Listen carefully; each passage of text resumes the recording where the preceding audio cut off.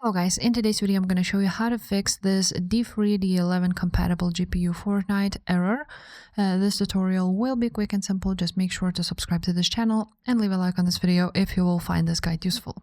So what you want to do is go ahead and search here and write down adjust the appearance and performance of Windows. Open it up. Once you will be here, you want to go on advanced, and here you want to click change virtual memory. Once you are here, you want to unclick this button here and you want to choose custom size. And now on custom size, if it was written something, you want to delete it and write down 1024. And now on maximum size, you want to write down, you want to multiply this initial size with the RAM that you have on your PC. So for example, I have 16. To know your RAM, you want to write down about your PC, open it up, and you're gonna see that, for example, I have 16 RAM. And what you want to do is go ahead and open up your calculator.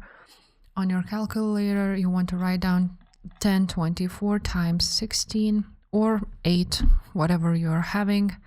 And then I'm just going to go ahead and copy this number here and add it here.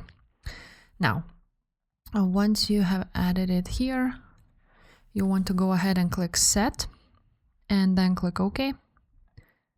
And now you want to check if the problem persists or not. If the problem still persists, you want to open up your device manager. Once you will open up your device manager, you want to go ahead and find your display adapters. You want to go ahead and find your graphics card. So for example, this one, and you want to go ahead and click disable device. And after you have disabled it, you want to go ahead and enable device once again after that, and that should fix your problem. If this video was helpful, make sure to subscribe and I will see you next time. Bye.